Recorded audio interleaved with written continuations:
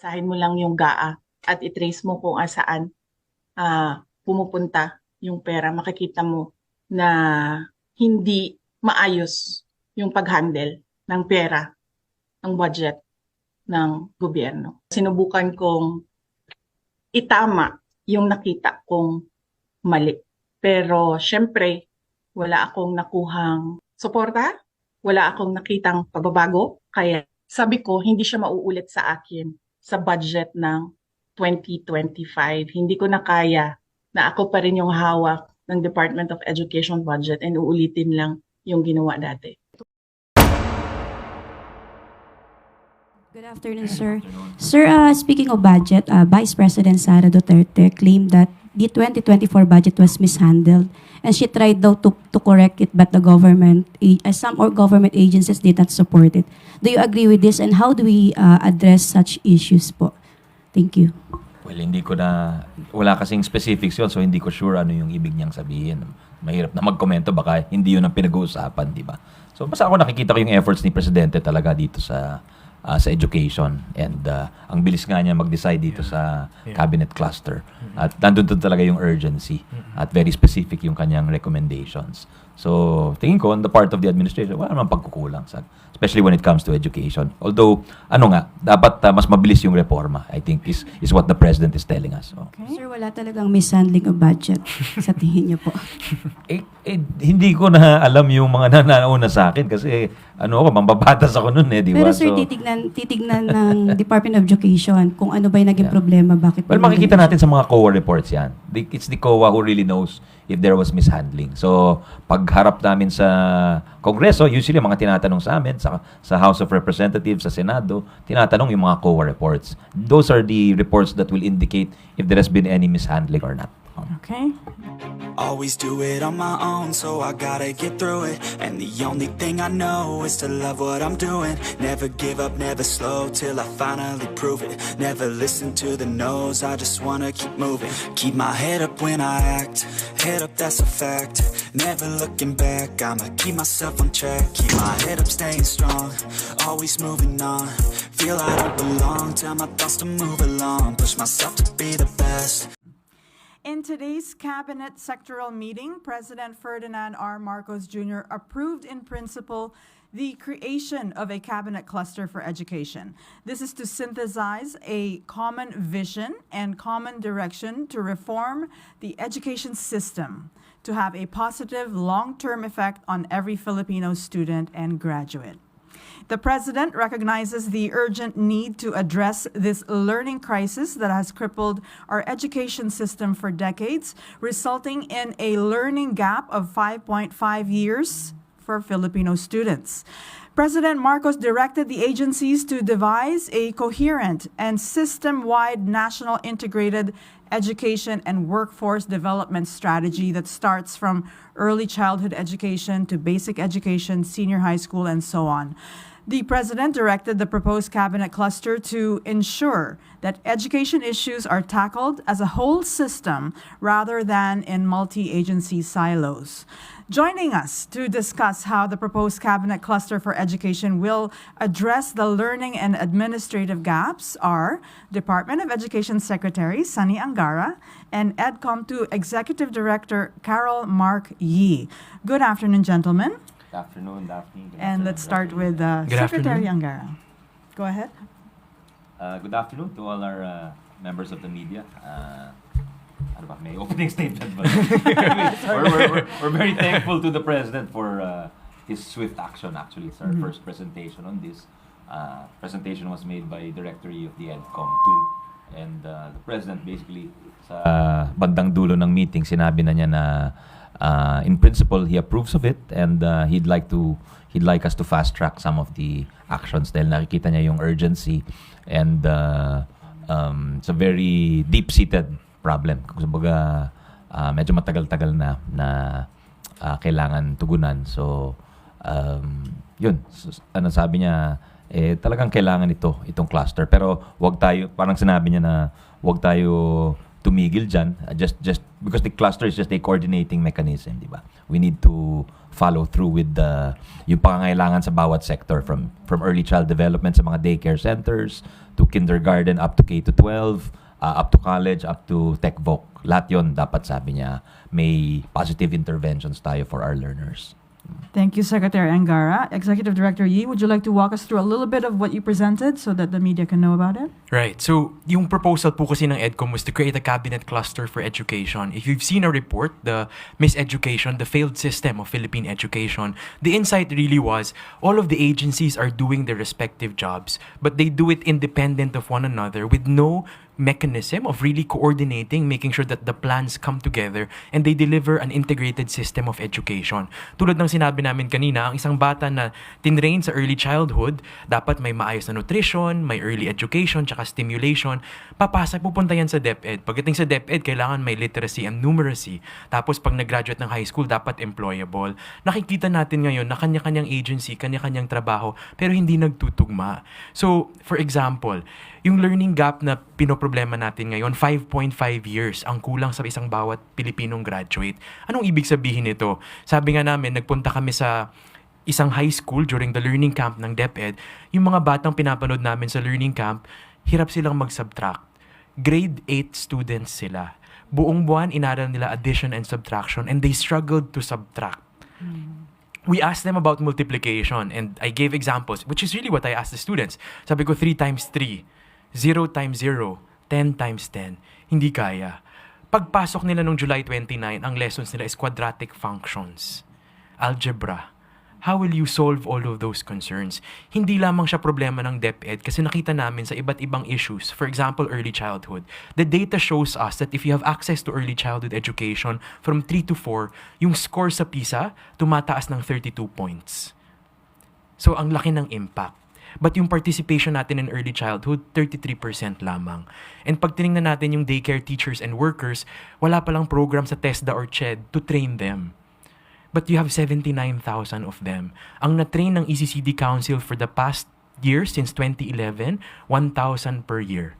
12,000 cumulative, 15% out of the universe of 79,000. Second, we found data that pagdating sa high school teachers natin, the bulk of our science teachers, 50% of them did not finish a course related to science. Not in science. How will you teach something you did not know yourself? 107 out of 113 SUCs natin nag-o-offer ng secondary education. Ang maganda sanang magawa, itugma yun sa pangailangan ng DepEd schools kung nasaan sila, hindi ba? And then yung third natin, yung guidance counseling, we are the bullying capital of the world based on PISA because the highest prevalence of bullying and then loneliness sa Pilipinas nangyayari. Ang gumagawa ng trabaho na to based on the Anti-Bullying Act as implemented is yung guidance counselor. Pero yung vacancies natin sa DepEd, almost 5,000. Plantilla positions ng guidance counselors, wala. Yun pala, pag tinignan mo, wala namang nag-o-offer ng Masters in Guidance Counseling all over the country. Yung average graduation numbers, 300 per year. To fill all of the vacancies, it will take us 14 years by the current setup. So malinaw that DepEd, of course, has to do its work in terms of resolving the learning crisis, but it's not something that it could achieve on its own. Kailangan tulungan talaga yung agencies.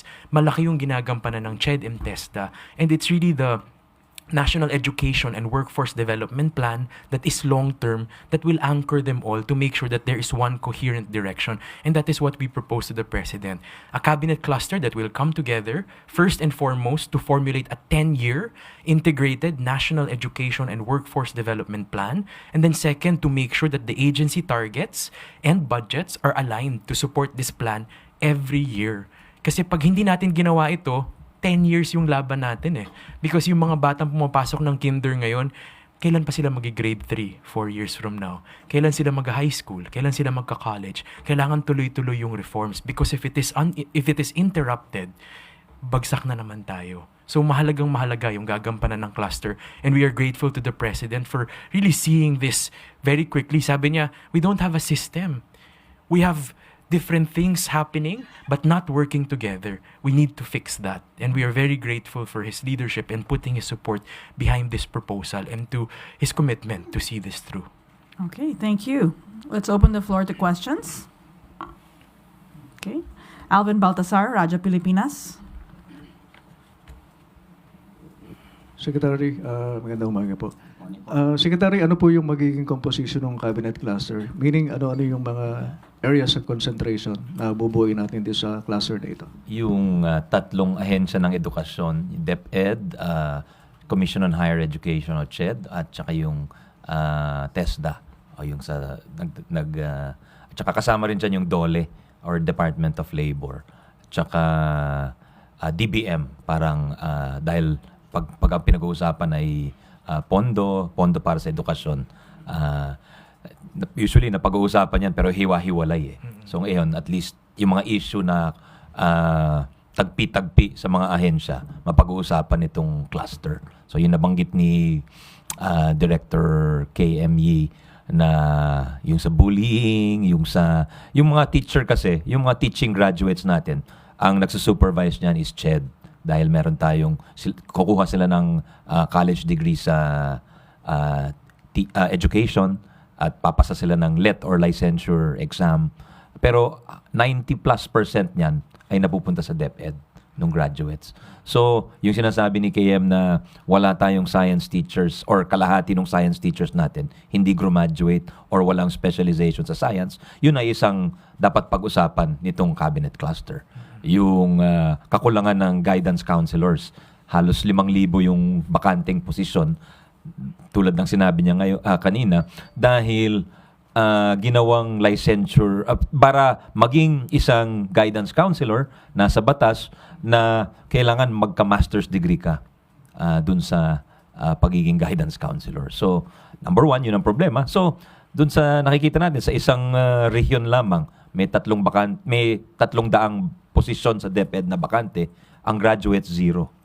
So, talagang ano yung mangyayari dun sa mga estudyante natin. So, sa ngayon, meron tayong temporary solution na pag-uusapan ng Civil Service Commission, ng DepEd, ng Commission on Higher Education na sana punan muna yung mga bakante, yung 5,000 bakanting posisyon ng mga kahit graduates ng guidance counseling and psychology or whatever specialization. Pero hindi na kailangan yung master's degree. Parang bigyan sila ng palugit o 5 taon para makuha nila yung necessary credentials. At the same time, meron tayong effort sa mga mambabatas na tanggalin na natin yon kasi nasa batas yun eh. Yun na nagpapahirap dito sa yun nakalagay na to be a licensed guidance counselor, you must have a master's degree.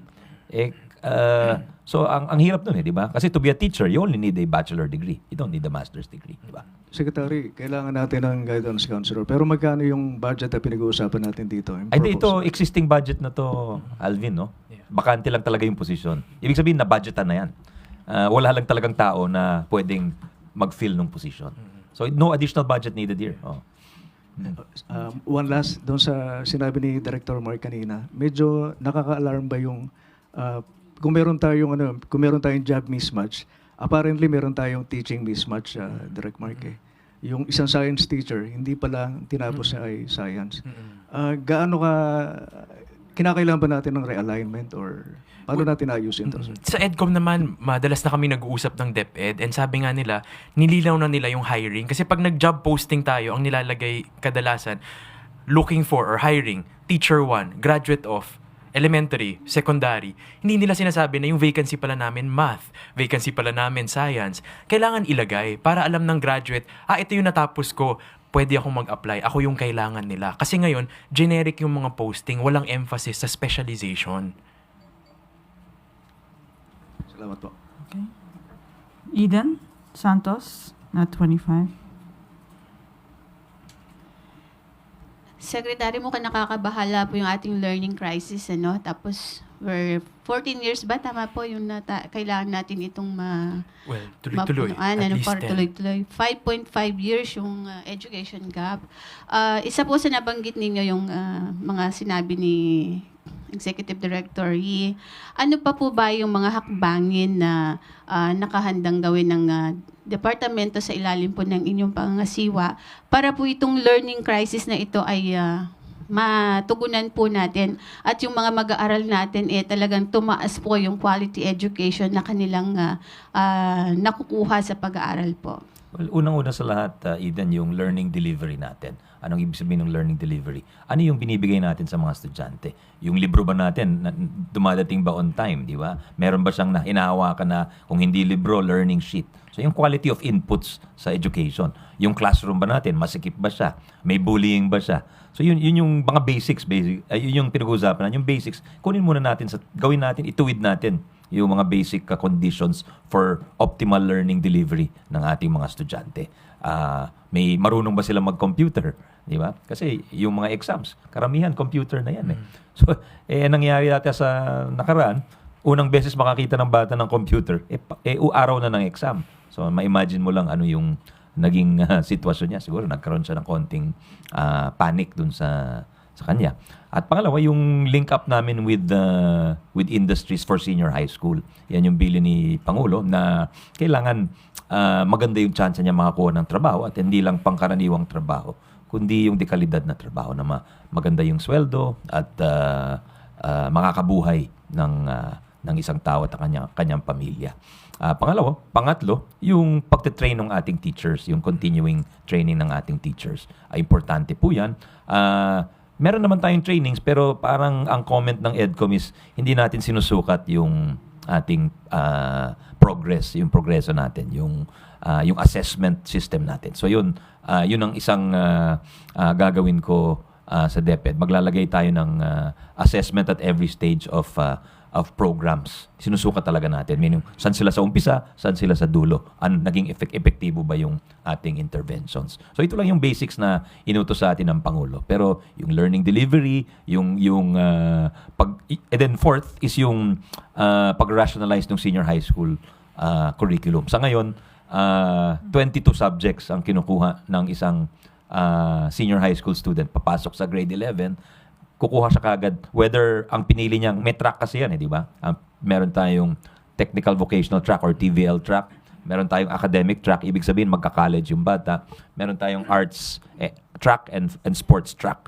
Pero lahat ng apat na yon, kukuha ka ng 22 subjects. Yung pananaliksik sa Pilipino, yung earth sciences.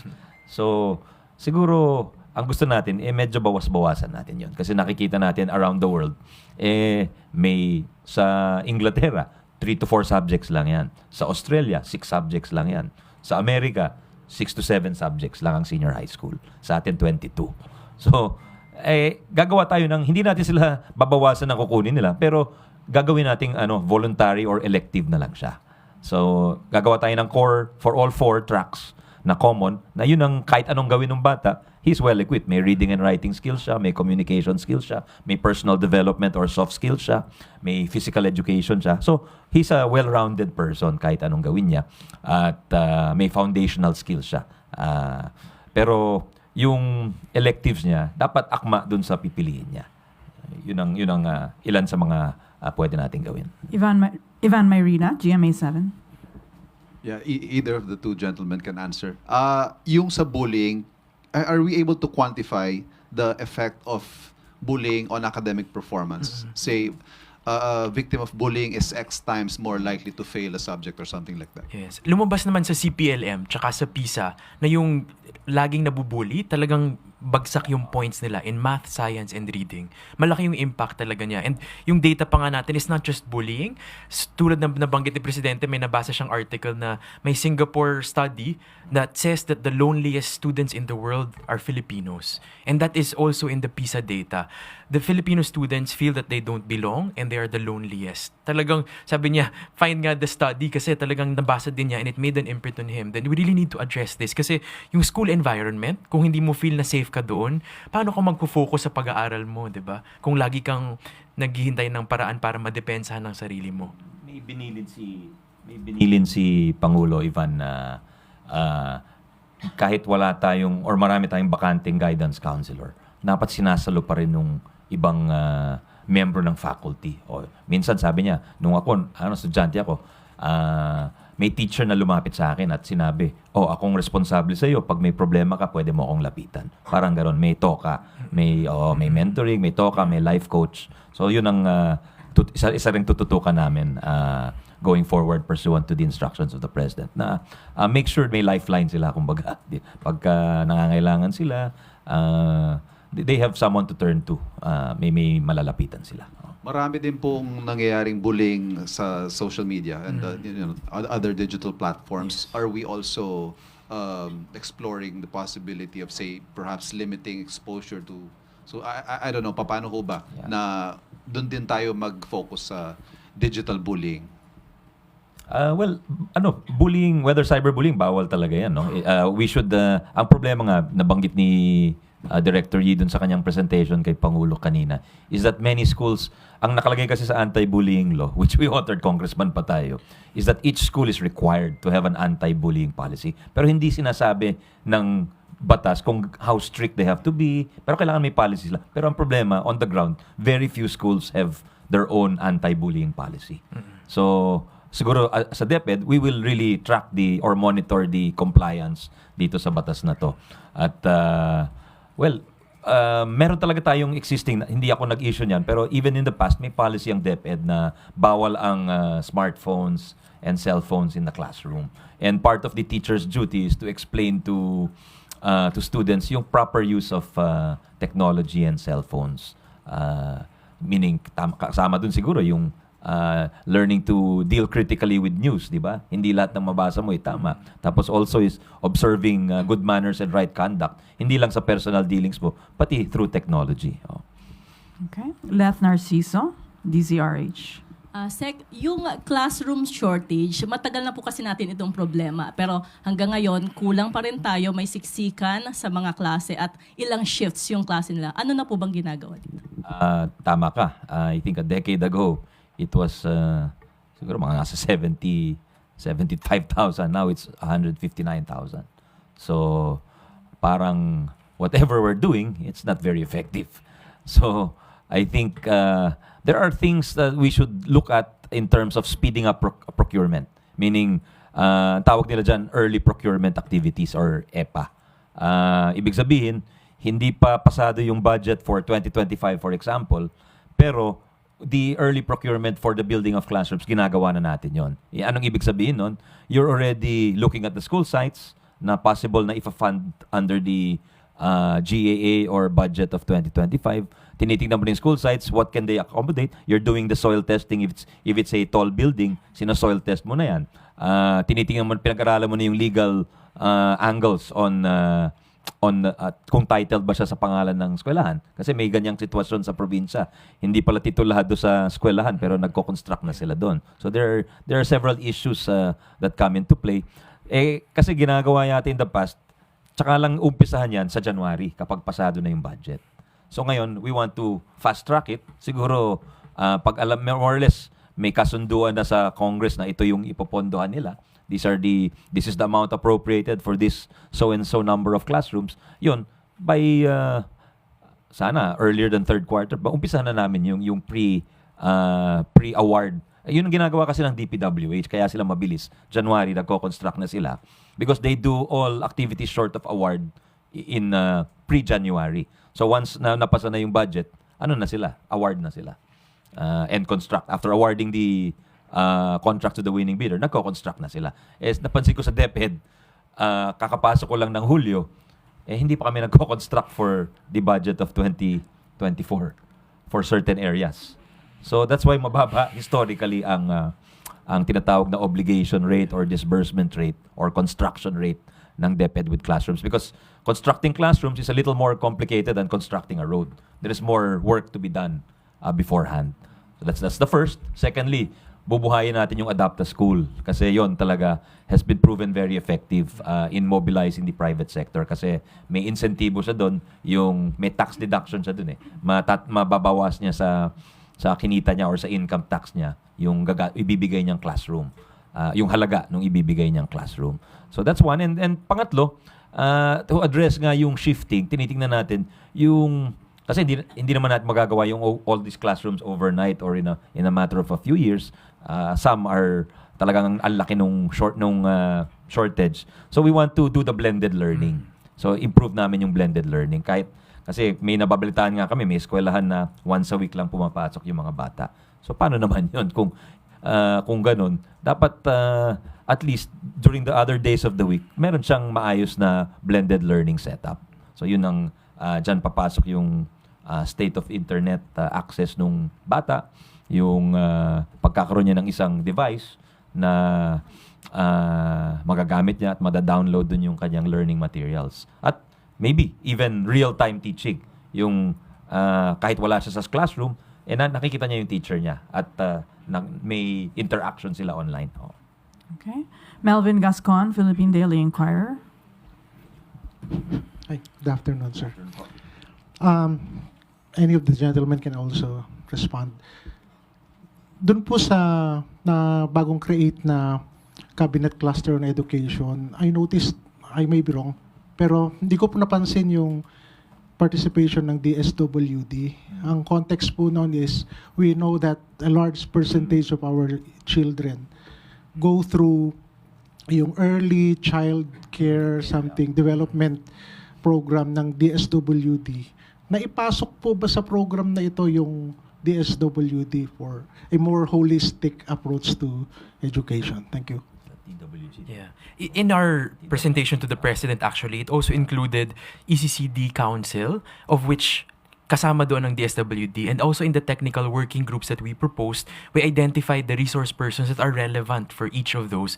Bahagi doon yung DSWD rin. Kasi, as you said, napakahalaga niya. And in fact, in our presentation to the President, the best investment you can make in education is in early childhood. And doon, hindi lang siya DepEd, pati DSWD, tsaka DOH, tsaka National Nutrition Council. Kasi yung problema mo, hindi lamang edukasyon, pati stunting. Dapat magkatugma yung interventions natin. So kasama dapat doon. Very good suggestion actually kasi number one yung gutom, di ba? Yung issue ng hunger. At pangalawa yung poverty issue. Pag ang choice is bibili ng libro o bibili ng pagkain, medyo malala yun. So tama yun. So tama as Director Yee said, kasama yun sa technical working groups. And also for DTI, for instance, inisip namin kung isasama namin. Kasi meron silang skills framework, meron silang mga new industries na pwedeng bigyan ng courses for the education. Pero kasama sila, kung hindi sila kasama sa council mismo, doon sila sa technical working groups kasama. May mga nare-receive po kaming reports from all over the country. Doon po sa exodus ng mga public school teachers, primarily language teachers.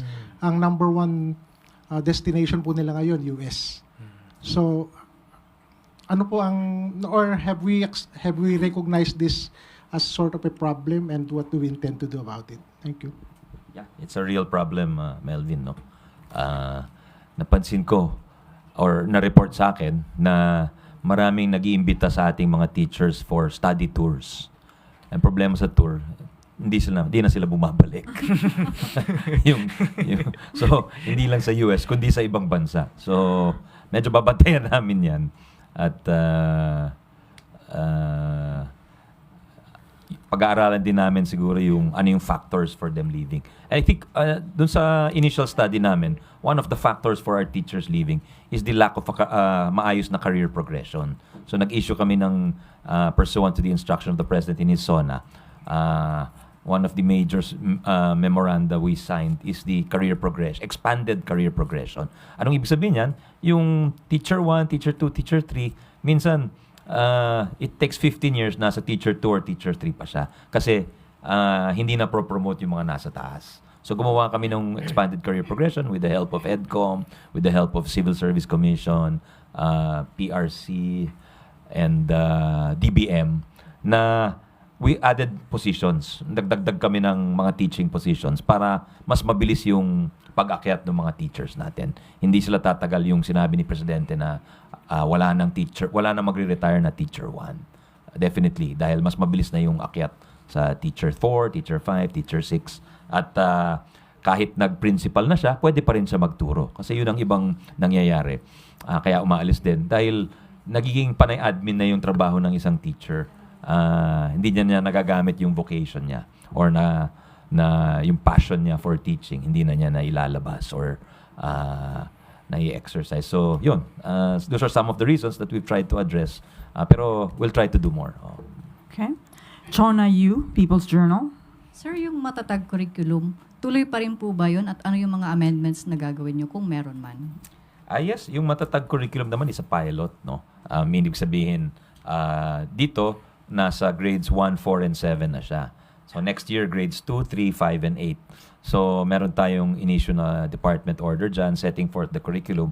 Pero marami na rin kaming komento na nare-receive dyan. So magiging sensitibo naman tayo dyan sa mga comments. Minsan, sabi nila, dikit-dikit masyado yung subjects, masyadong mabilis yung subjects, 45 minutes. Some are suggesting 6 one-hour classes rather than 8 45-minute classes. So, we're studying this kasi it's not easy rin to match the teachers. Medyo mahirap din yung human resource aspect niyan. But kami, nakikinig kami, and whatever the consensus is, we'll try to adapt the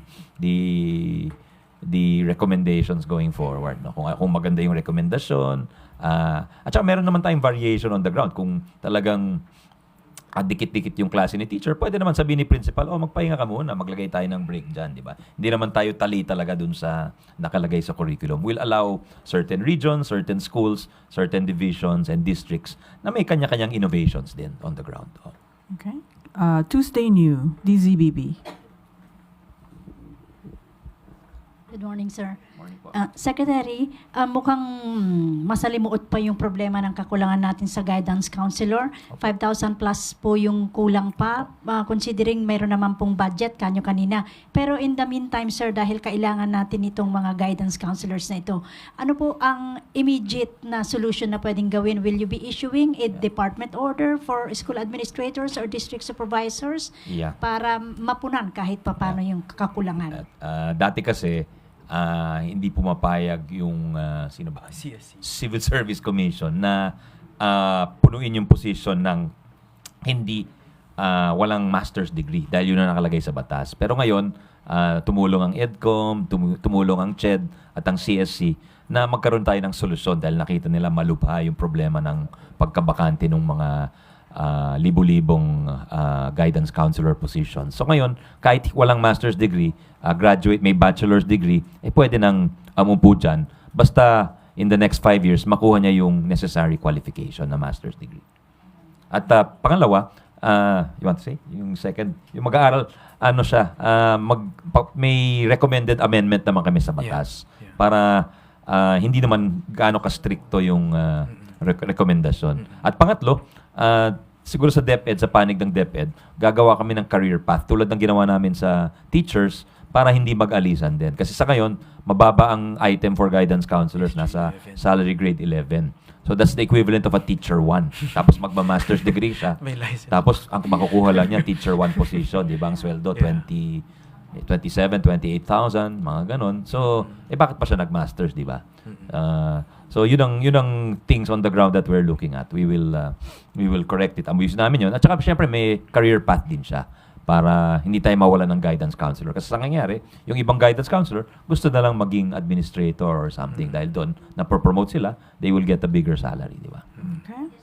Thank you. Catherine Valiente, Manila Times. Yes, sir. Good afternoon, sir.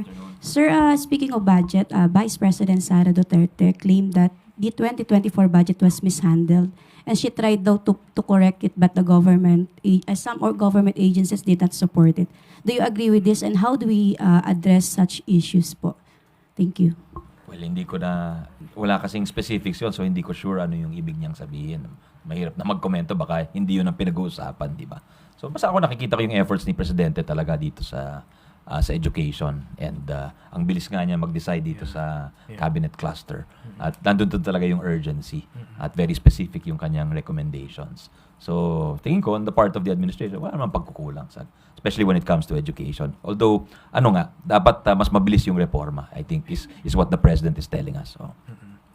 I'll add lang to what Secretary Angara said, no? Kasi sabi nga ni Presidente kanina, sige, create natin tong cluster na to, pero yung problema natin, may 68 interagency bodies based on our report kasi na ina-attenda ng mga agencies. Imagine mo, 68 iba-ibang councils, iba-ibang groups na kailangan nilang attendan ng meetings every time, not on top of their regular job. Sabi niya, let's create a cluster, but let's figure out how we could rationalize this because it's really unrealistic. Kasi hindi tayo makakapag-focus talaga on education kung ganitong karaming iba't ibang concerns na iba-ibang kailangang attendan, pero tigigisang concerns, very siloed instead of coherent. Dagdag ko rin dun sa sinabi ni Director. Sinabi pa nga ng Presidente, siguro lahat ng council na yan may budget yan. So, siguro kung hindi na kailangan, luma na yan, tanggalin na natin yan. Kahit batas pa man yan, mag-recommend na kayo ng amyenda at para makatipid din ang ating gobyerno at madala natin sa mga kinakailangan mga reforma. Okay. Sir, wala talagang mishandling of budget sa tingin niyo po. Hindi ko na alam yung mga nanauna sa akin kasi mambabatas ako nun di ba? Pero sir, titignan ng Department of Education kung ano ba yung naging problema, bakit. Well, makikita natin sa mga COA reports yan. It's the COA who really knows if there was mishandling. So, pagharap namin sa Kongreso, usually mga tinatanong sa amin, sa House of Representatives, sa Senado, tinatanong yung mga COA reports. Those are the reports that will indicate if there has been any mishandling or not. Okay. Jinky Baticados, IBC 13. Hi, sir. Good afternoon po. Hi, sir. Sir, si Senator Gatchalian, he pushes po for major revamps of NLRP natin, no, the National Learning Recovery Program. So how do you answer this one, sir? Tanong natin kay Kim, kasi siya yung bumubulong kay Senator Gatchalian. Tama yun. I think we need to review. Hindi nga natin sinusukat kasi minsan. Hindi natin sinukat saan yung bata before the learning recovery camp, tapos after. Para talagang scientific yung at evidence-based natin kung talagang gumagana siya ng mabuti or para ipagpatuloy ba ito or hindi. So, I'll let KM say more about that kasi that pertains to DepEd and they reviewed it specifically. Oo nga eh. So, talagang tinutukan kasi ng EDCOM yung National Learning Recovery Program, no? So, talagang binantayan namin pati Catch-up Fridays, yung NRP, NMP, tsaka yung learning camps over the summer. I guess yung push kasi sana and request for DepEd to consider is how to treat our learners differently based on their ability. Kasi nakita namin sa learning camp, iba-iba yung tipo ng estudyante. I think DepEd's own data so far estimates that about 30% of our grade 7 to 10, ang problema, functional literacy and numeracy. Iba yun sa grade level ability. Meaning to say, kung kaya mo mag-compute, yung mga basic na pangailangan mo sa pamumuhay, kaya mong gawin, kaya mong basahin, ang mga texts, okay na yon. Kailangan at least yon meron. Pero ang question natin, kunyari yung in-explain ko kanina, grade 9 yung bata ngayon. Ang kaya lang niya subtraction. Anong plano natin sa kanya ngayong taon na araw-araw nasa classroom siya, quadratic functions yung aaralin niya? Kasi kung may 30 minutes tayo na national math program at the end of each day, sapat ba yun para maihabol niya yung multiplication, division, at lahat ng iba't ibang lesson sa pagitan nun, which is the 5-year learning gap? Yung request namin sa DepEd is, sana yung plano natin, detalyado, depende sa pangangailangan ng iba't ibang bata. Kasi hindi naman lahat ng bata, ganun yung kailangan. Yung iba, kailangan mas focused, mas maraming oras. Yung iba, refreshments lang. So sana meron tayong delineation in terms of the interventions. Okay. We have to wrap up our press briefing. Thank you so much, ED Yi and Secretary Angara, for communicating the very urgent directives of the President. Education reforms will take time, but we have to continue. It's an ongoing and long-term process.